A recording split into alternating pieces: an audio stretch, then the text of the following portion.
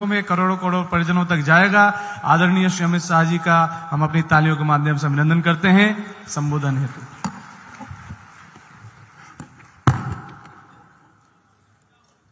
मेरे साथ दोनों हाथ उठाकर तन्मयता के साथ भारत माता का जयकारा लगाएंगे।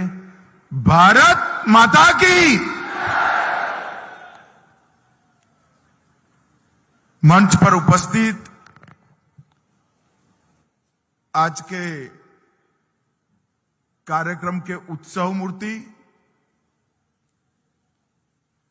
दल नायक जन्म शताब्दी समारोह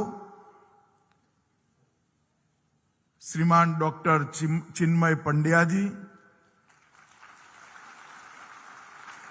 हिमाचल प्रदेश के राज्यपाल महामहिम शिव प्रताप शुक्ला जी, मेरे परम मित्र और उत्तराखंड के मुख्यमंत्री श्रीमान पुष्कर सिंह धामी जी, भारतीय जनता पार्टी उत्तराखंड के प्रदेश अध्यक्ष श्रीमान महेंद्र भट्ट जी, भाजपा के वरिष्ठ नेता श्री मदन कौशिक जी, उत्तर प्रदेश के परिवहन मंत्री श्रीमान दयाशंकर सिंह जी, और आज इस पंडाल में और आभासी रूप से ऑनलाइन जुड़े हुए गायत्री परिवार के सभी भक्तजनों को मेरा प्रणाम, राम राम।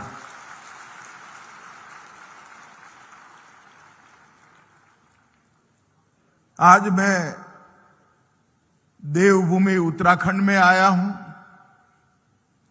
देवभूमि में पैर रखते ही हजारों साल की तपस्या की ऊर्जा का अनुभव होता है। और देवभूमि में भी मैं हरिद्वार में आया हूं। एक कुंभ क्षेत्र है, सप्त ऋषियों की तपस्या की भूमि है। अनगिनत संतों ने यहां अपने आत्मा के साथ साथ करोड़ों लोगों की आत्मा को जागरूक कर आध्यात्म के रास्ते पर प्रशस्त करने का पुरुषार्थ इसी भूमि पर किया है। और यही भूमि पर पंडित राम शर्मा और वंदनीय माता जी ने गायत्री ऊर्जा को जागरूक करने का काम किया है।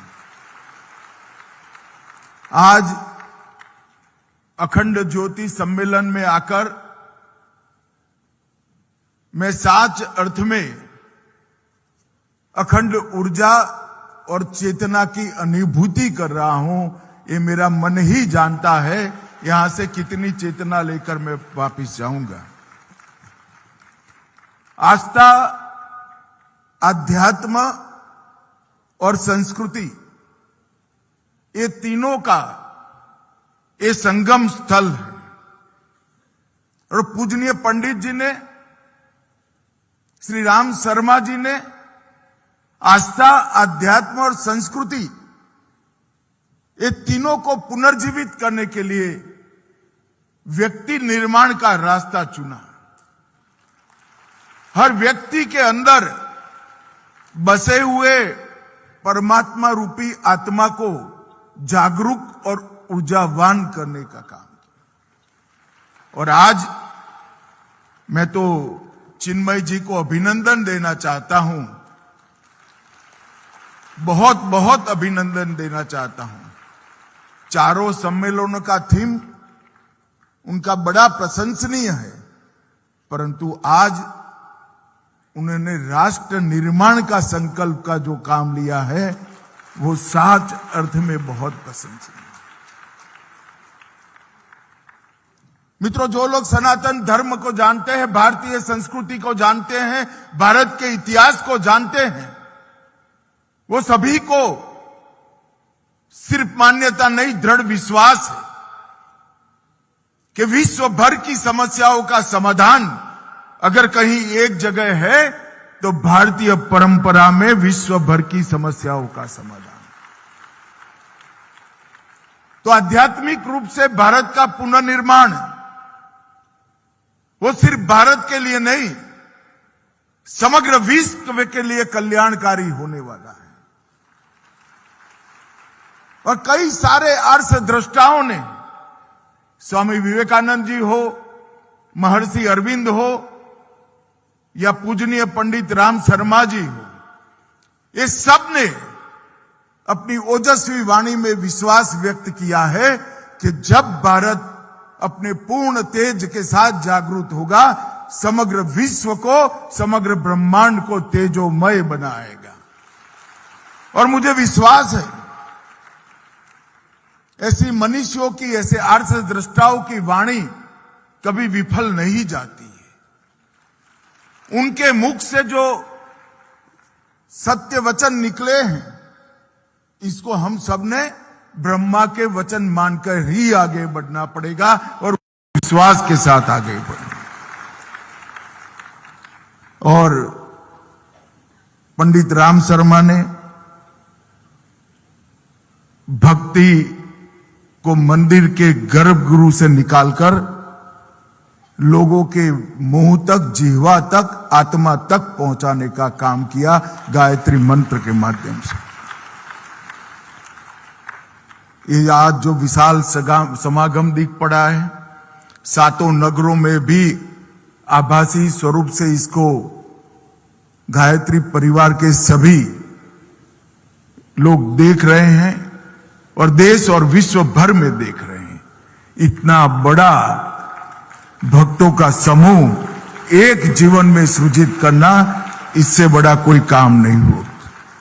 युग दृष्टा पंडित श्री राम शर्मा आचार्य और वंदनीय माता भगवती देवी, ये दोनों ने अनेक जीवनों का काम, अनेक युगों का काम अपनी एक ही नश्वर देह के समय में कर कर दिखाया है। एक ऐसा वटवृक्ष बनाया जो वटवृक्ष की छांव में 100 से अधिक देशों में 15 करोड़ से ज्यादा अनुयायी आज अध्यात्म के मार्ग पर अपने आत्मा के कल्याण का मार्ग प्रशस्त कर रहे हैं। और आज ये अखंड ज्योति की सती मनाई जा रही है। आप कल्पना करिए, 1925-26 से लेकर 2026 तक एक ही मार्ग पर, एक ही ध्येय के साथ, एक ही लक्ष्य के साथ, न केवल एक व्यक्ति, न केवल एक विचार, करोड़ों लोगों को साथ में लेकर आगे बढ़ना। कितनी ऊर्जा होगी पंडित जी के जीवन में, उनके विचार में, उनके कर्मों में, कि उनके जाने के इतने वर्षों बाद भी अखंड ज्योति न केवल जलती रही, करोड़ों लोगों के दिल में आत्मा के दीपक के रूप में वो अखंड ज्योति ने स्थान दे दिया। ये 1925-26 का साल, इस 7वें राष्ट्रीय पुनः जागरण का साल रहा। उसी वर्ष राष्ट्रीय स्वयंसेवक की संघ की स्थापना हुई और संघ भी आज जन्मशती मना रहा है। उसी वक्त भाई जी ने गीता प्रेस गोरखपुर की स्थापना की, वो भी आज जन्मशती मना रहा है। और अखंड ज्योति जो प्रज्वलित हुई, और वंदनीय माता जी का भी जन्मशती का वर्ष है। एक प्रकार से ये सभी काम एक ही वर्ष में शुरू होने का मतलब है कि वो वर्ष को ईश्वर ने ही भारत के पुनः जागरण के लिए निर्मित किया होगा। मैं आज पंडित राम शर्मा जी ने गायत्री परिवार की परंपरा की जो स्थापना की, महामना मदन मोहन मालवीय का के जिस आंदोलन को आशीर्वाद मिले, वो आंदोलन, वो परंपरा और उसका भाग स्वरूप आप सभी को मन पूर्वक प्रणाम करता हूं। मित्रों, यहां पर एक प्रकार से गायत्री परिवार के शताब्दी वर्ष का कार्यक्रम, अखंड ज्योति के प्रागट्य के 100 साल हुए, वंदनीय माता भगवती देवी शर्मा के धरती पर अवतरण के भी 100 साल हुए और गुरुदेव पंडित राम शर्मा जी की तपस्या के भी 100 साल पूरे हुए। व्यक्ति के लिए 100 साल का जीवन एक प्रकार से पूर्णता माना जाता है, परंतु व्यक्ति निर्माण और पुनर्जागरण के लिए जो संस्थाएं काम करती है, इनके लिए 100 साल शैशव काल होता है, नई ऊर्जा के साथ आगे बढ़ने का काल। आज करोड़ों लोगों को गायत्री मंत्र के साथ, गायत्री उपासना के साथ, गायत्री साधना के साथ पंडित राम शर्मा ने जोड़ा। वो करोड़ों लोगों की जिम्मेदारी है कि चिन्मय भाई के नेतृत्व में 100 साल में नई ऊर्जा और जोश के साथ हम आगे बढ़े और इस तरह से आगे बढ़े, इस उत्साह से आगे बढ़े कि यही तपोभूमि पर, यही सप्त ऋषियों की भूमि पर, यही कुंभ भूमि पर गायत्री परिवार के 200 साल भी इससे भी ज्यादा उत्साह के साथ।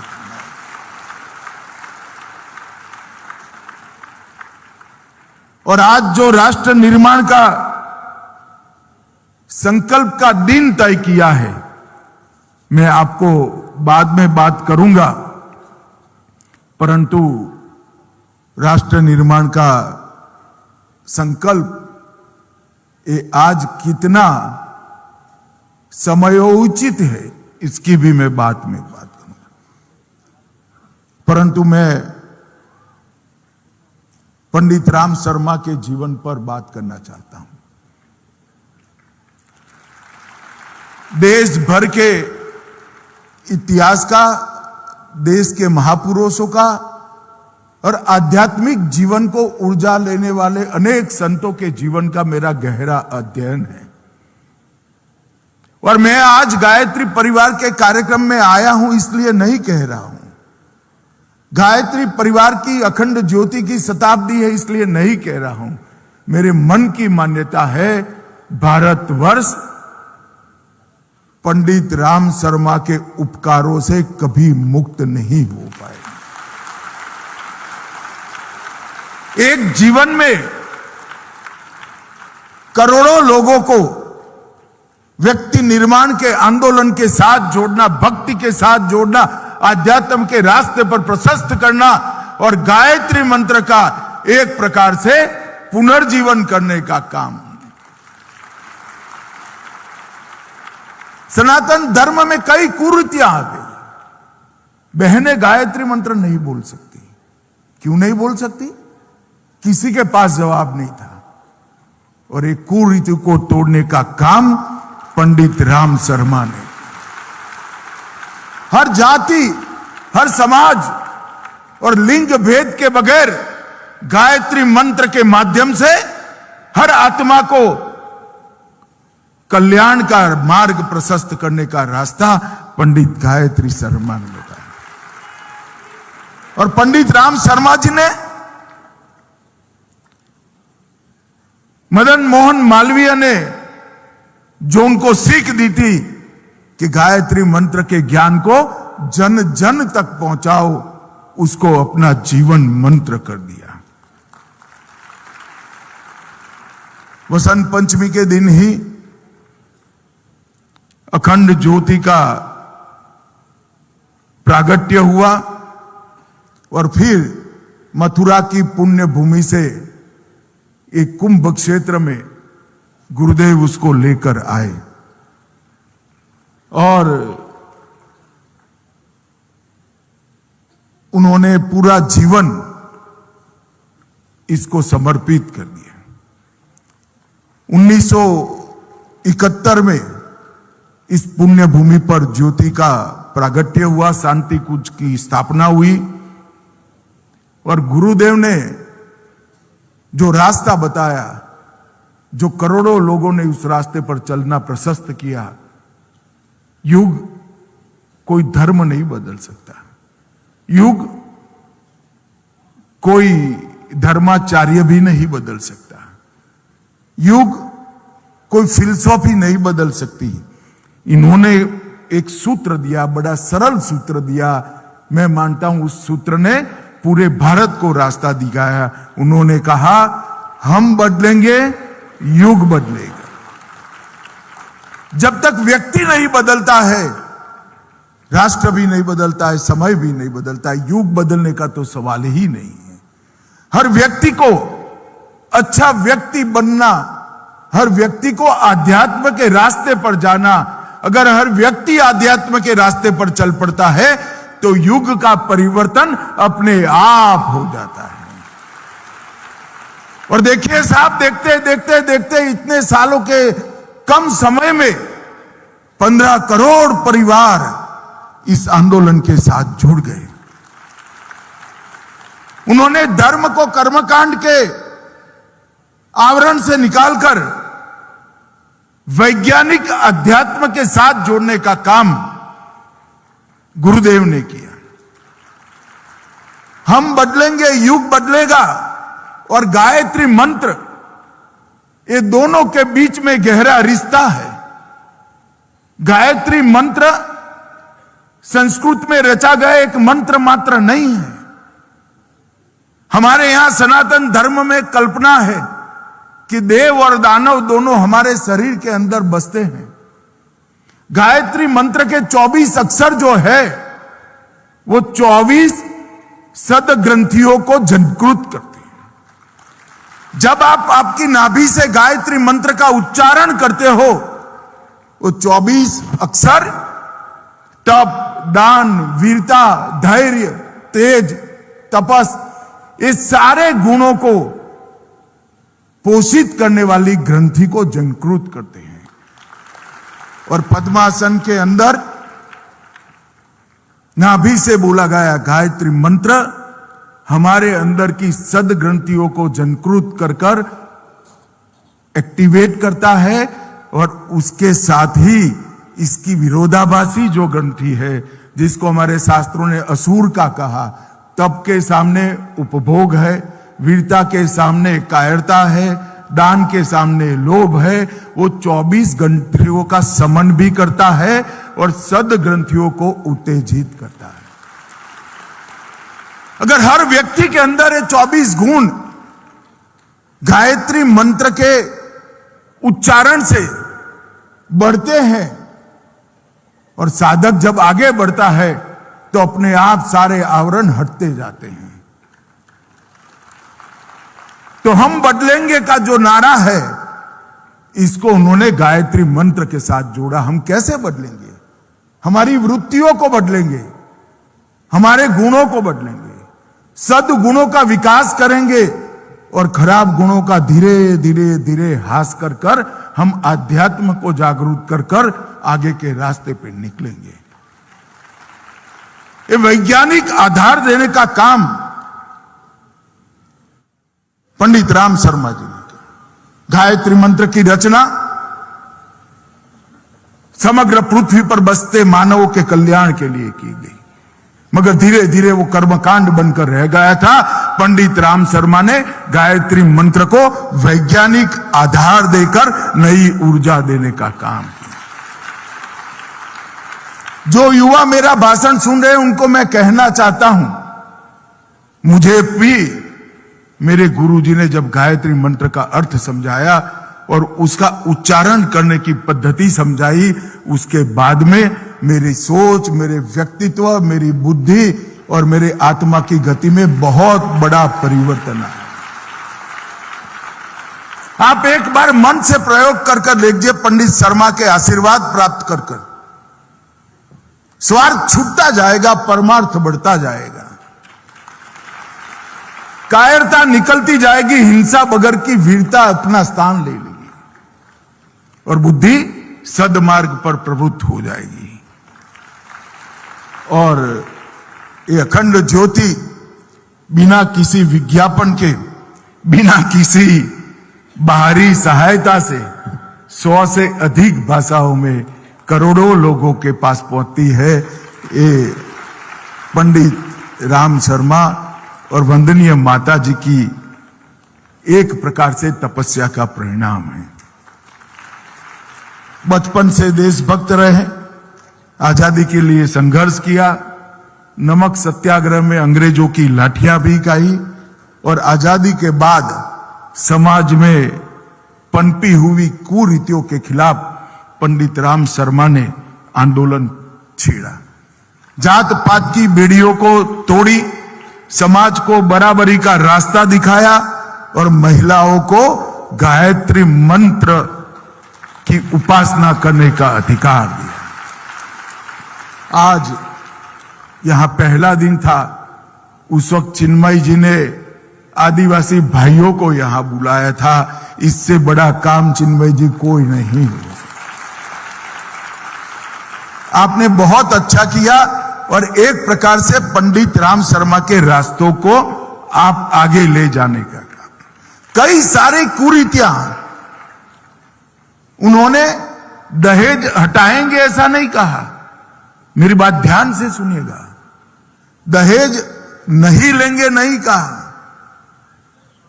उन्होंने नेगेटिविटी नहीं करी, दहेज मुक्त विवाह को हम अपनाएंगे ऐसा कहा। रचनात्मक दृष्टि से दूषणों को बाहर किया, व्यसन से मुक्ति प्राप्त करने का अभियान चलाया, गंगा सफाई का अभियान चलाया और वृक्षारोपण भी। आज चिन्मय भाई ने मुझे गाड़ी में बताया कि हर जिले में 1 लाख वृक्ष बोने का जो अभियान लिया है, वो पर्यावरण की इससे बड़ी कोई सेवा नहीं।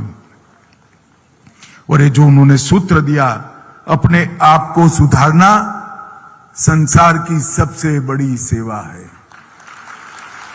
वो सूत्र कई सारे लोगों के जीवन में प्रकाश को भरा है। देश पर जब संकट आता है, चाहे गायत्री परिवार का कोई भी व्यक्ति हो, बाढ़ हो, भूकंप हो या महामारी हो, सेवा करने वाली संस्थाओं की सूची दिखते हैं तो गायत्री परिवार उसमें हमेशा आगे रहता है।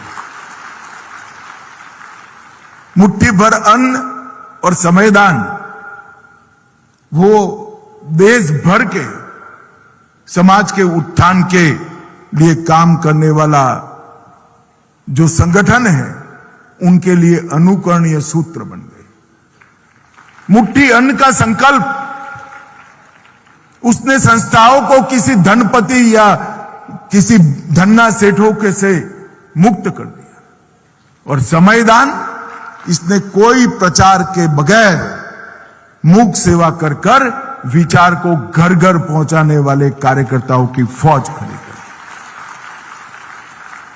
जब 1990 में आचार्य श्री ने शरीर को त्यागा, तब सबके मन में एक विचार आया था कि अब क्या होगा यह आंदोलन का।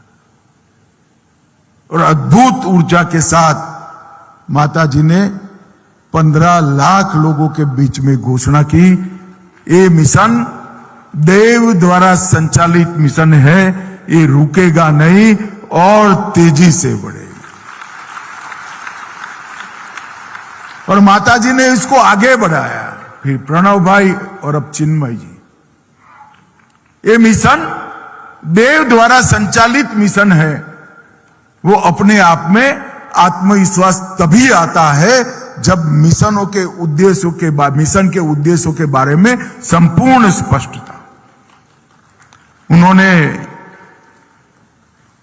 बलि बगर के अश्वमेध को किया चित्रकूट में, और 1008 कुंड में 10 लाख लोगों ने अपने व्यसन की बलि चढ़ाने का काम किया। और जब से सनातन धर्म शुरू हुआ, तब से अपने आप में एक ऐसा पहला अश्वमेध यज्ञ था जिसमें लोगों ने अपने व्यसनों की बलि चढ़ाई। और मित्रों, ये जो आंदोलन चला है, इसने सनातन धर्म को वैज्ञानिकता देने का काम किया। पंडित राम शर्मा ने कहा, धर्म और विज्ञान एक दूसरे के पूरक है, एक दूसरे के विरोधी नहीं है। और सनातन धर्म और विज्ञान तो एक दूसरे के पूरक ही है। जिनको धर्म का ज्ञान नहीं है वो उसको अंधश्रद्धा मानते हैं, जिसको धर्म का ज्ञान है वो जरूर इसको वैज्ञानिक रूप से एसेस कर पाता है।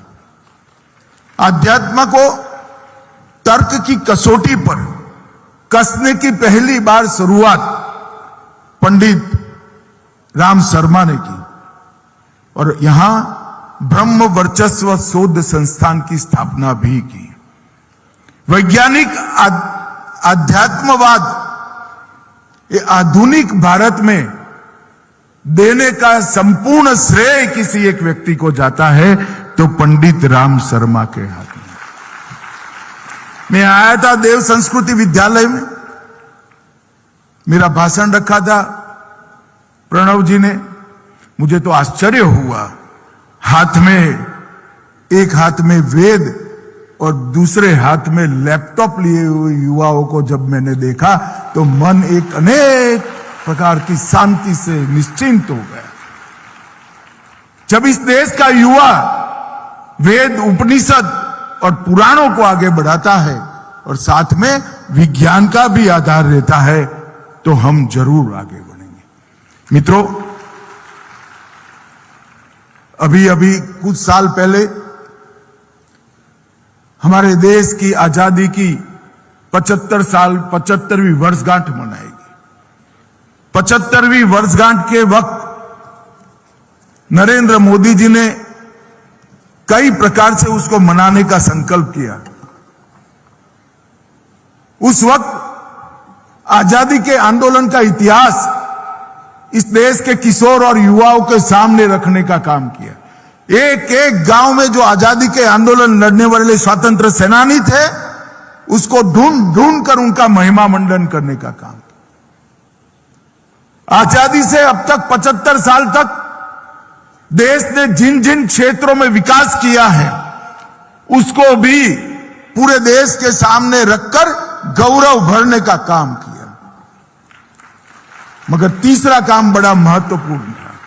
उन्होंने आजादी के 75वें वर्ष में अमृत काल की घोषणा की। क्या है अमृत काल? अमृत काल आजादी के 75 वर्ष से 100 साल तक की यात्रा है।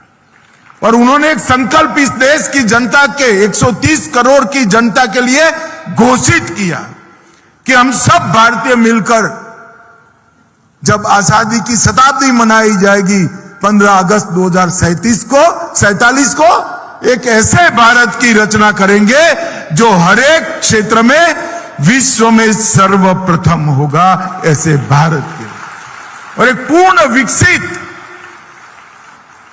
परंतु भौतिकता से योजनों दूर आध्यात्मिकता के रास्ते पर आगे बढ़ता हुआ भारत की रचना की संकल्पना नरेंद्र मोदी जी ने की। और देखते देखते एक संकल्प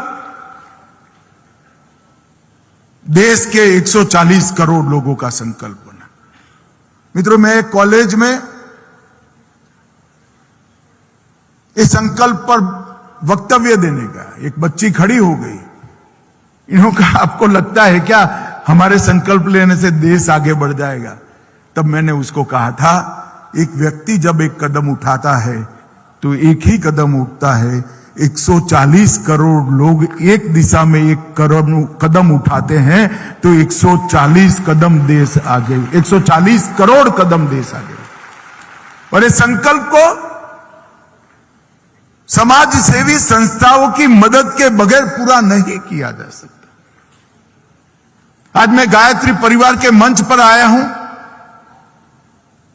हमारे युवा नेता चिन्मय जी को भी कहना चाहता हूं, ये संकल्प जो है ये भारत का संकल्प है, पूर्ण विकसित भारत बनाने का, भारत माता को सर्वोच्च स्थान पर विराजमान करने का। ये संकल्प गायत्री परिवार का भी संकल्प है।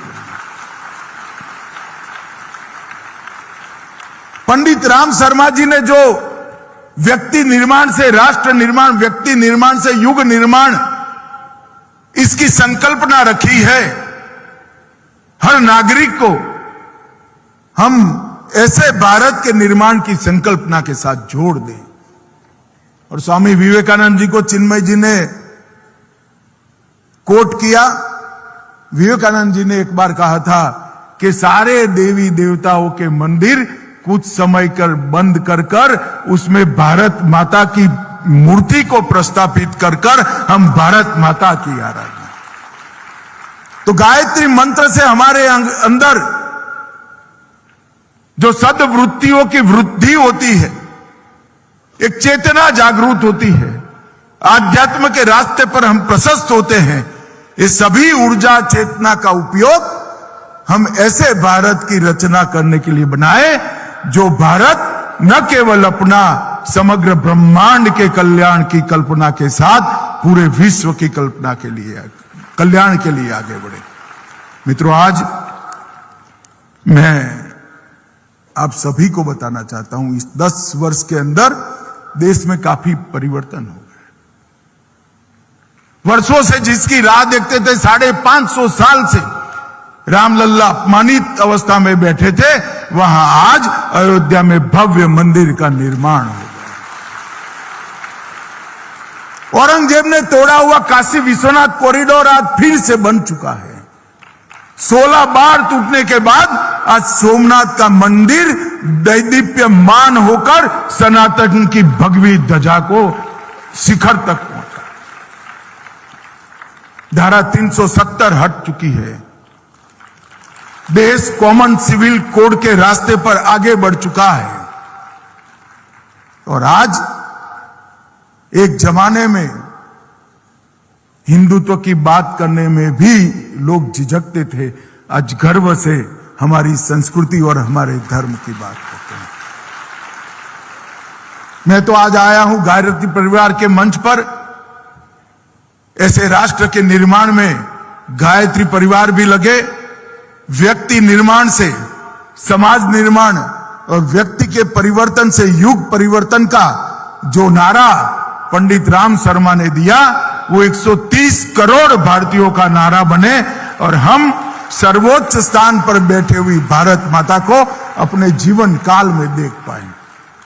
मैं फिर से एक बार पंडित राम शर्मा, वंदनीय माता जी, डॉक्टर प्रणव जी और अब डॉक्टर चिन्मय जी ने ये जो ऊर्जा का प्रवाह प्रवाहित किया है, उसको वंदन कर बहुत बहुत साधुवाद देता हूं। और फिर से एक बार मैं आप सभी से विनती करूंगा कि दोनों हाथ उठाकर एक बार भारत माता का जयकारा लगाए। मेरे साथ बोलिए प्रचंड आवाज से, भारत माता की, भारत माता की, वंदे वंदे। बहुत बहुत धन्यवाद। और मैं देर से आया हूं, इसलिए आप सभी की क्षमा। एक बार दोनों हाथों पर उठा के जोरदार तालियां